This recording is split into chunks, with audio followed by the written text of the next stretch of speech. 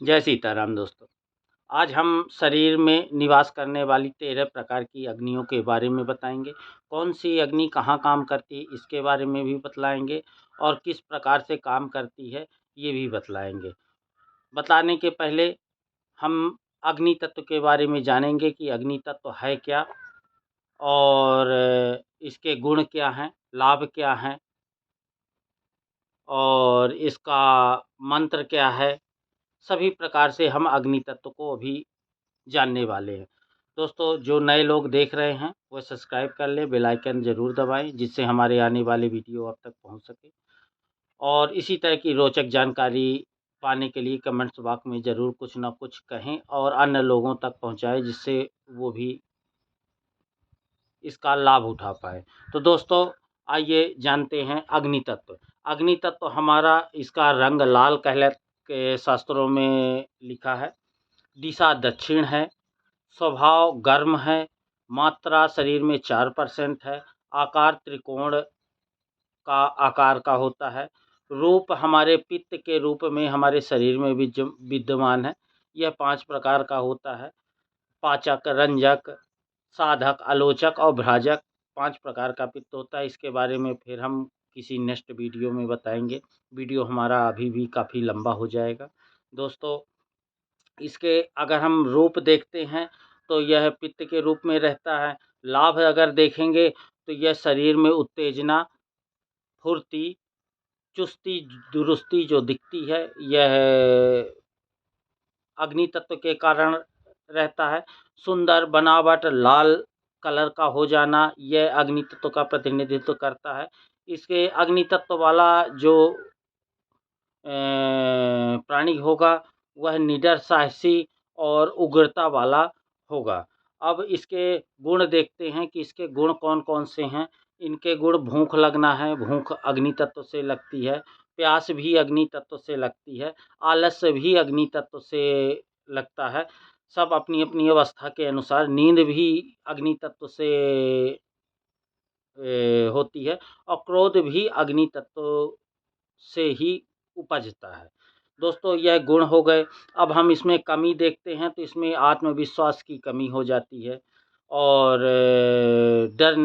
डर जो है ये भी एक तो कमी है। इस जिसमें अग्नि तत्व अधिक रहता है वो डरता भी है, कमज़ोर भी रहता है, दब्बू भी रहता है और उत्साह की कमी भी हो जाती है। दोस्तों ये हो गई कमी।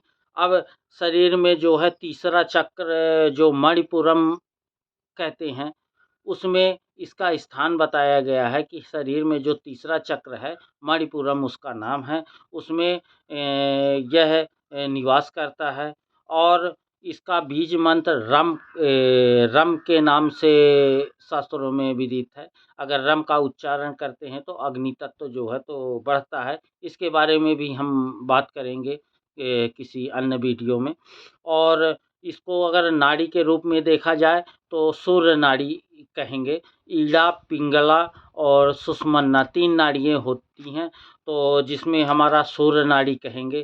ठीक है ना? तो अगर आप लोग इच्छुक होंगे तो नाड़ियों के बारे में भी हम वीडियो बना के डालेंगे। सुधार अगर करते हैं तो योगा करना पड़ेगा, मेहनत करना पड़ेगा और सूर्य को नमस्कार करना पड़ेगा, सूर्य को अर्घ्य भी देना पड़ेगा, सूर्य के मंत्रों का जाप भी करना पड़ेगा और अपने आप को व्यवस्थित रखना पड़ेगा। समय-समय से अपने काम पूरे करने होंगे और आलस्य को त्यागना होगा, तो ये व्यवस्थित होता है। अब हम दोस्तों बात करते हैं 13 प्रकार की हमारी अग्नि कौन-कौन सी हैं और कैसे-कैसे काम करती हैं। तो पहले प्रकार की जो अग्नि है जठार अग्नि उसमें बोलते हैं। ये अग्नि शरीर के भीतर आमाशय में निवास करती है और भोजन को पचाने में इसका बड़ा अच्छा योगदान है। दोस्तों दूसरी अग्नि है पाचकानि अग्नि। यह पाचक अग्नि जिसको बोलेंगे। यह छोटी आंती में स्थिति होती है और इसका कार्य भोजन से पोषक तत्वों को विभाजित करना है या अवशोषित करना है। तीसरी अग्नि जो है समान अग्नि होती है। यह बड़ी आंत में स्थित होती है। इसका काम पानी को अवशोषित करना है। जो शरीर में हम पानी पीते हैं उसको अवशोषित कर लेना है। और चौथी अग्नि हमारी भ्रमाग्नि है, मतलब भ्रमाग्नि है, और यह मस्तिष्क में स्थित होती है। इसका ज्ञान और स्मरण शक्ति का जो नियंत्रण है इसी के हाथ में होता है। पांचवी अग्नि जो है हमारी, वह उदाग्नि है। यह उदाग्नि हृदय में स्थिति होती है, इसका स्थान हृदय में है, और इसका काम रक्त का मतलब रक्त का प्रवाहन कह सकते हैं, या रक्त का प्रवाह जो है तो रक्त को मतलब दिशा देती है, इसका काम ये है। अब हम बात करते हैं छठवीं अग्नि की। ये समानवय अग्नि है, और यह फेफड़ों में स्थित रहती है, और इसका काम हमारी श्वसन क्रिया को सुचारू रूप से बनाए रखना होता है। दोस्तों, सातवीं अग्नि है यह व्यान अग्नि है, और यह व्यान अग्नि पूरे शरीर में स्थिति होती है, और इसका काम शरीर का तापमान नियंत्रण करना होता है। अब आठवीं अग्नि की बात करते हैं। यह आलोचक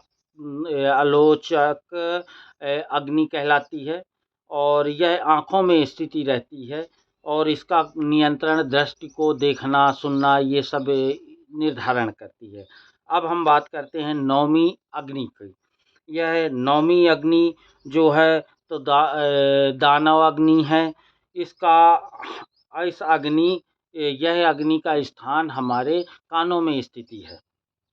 इसका नियंत्रण श्रवण क्रिया को अच्छा अंजाम देता है, और इसी के वजह से हमको सुनाई देता है।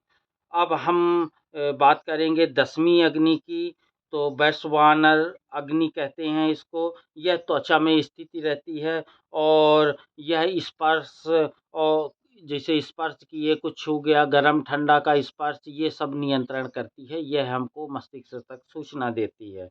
अब हम बात करते हैं 11वीं अग्नि का।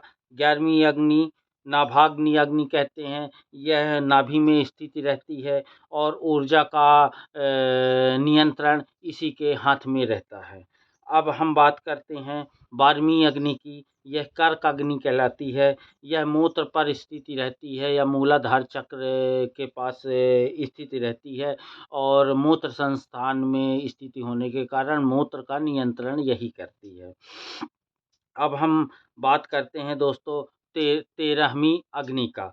यह शुक्राग्नि है, और ये इसका स्थान शुक्र में या मूत्र स्थान में भी इसका हम पुरुष जननांगों में और स्त्री जननांगों में इसकी स्थिति रहती है। यह जननांगों की जो स्वाभाविक प्रक्रिया है उस पे नियंत्रण रखती है, और हमारे शुक्र को रोकना, थामना और बचाना, शरीर में सभी जगह पहुंचाना, यह सब इसका काम रहता है। तो दोस्तों, हमारा वीडियो काफ़ी लंबा हो रहा है, इस कारण से फिर हम मिलेंगे नेक्स्ट वीडियो में, अगले वीडियो में। अगर जानकारी अच्छी लगी हो तो शेयर ज़रूर करें। धन्यवाद दोस्तों, और कमेंट्स बॉक्स में कुछ ना कुछ लिख के हमारा प्रोत्साहन ज़रूर बढ़ाएं। धन्यवाद दोस्तों।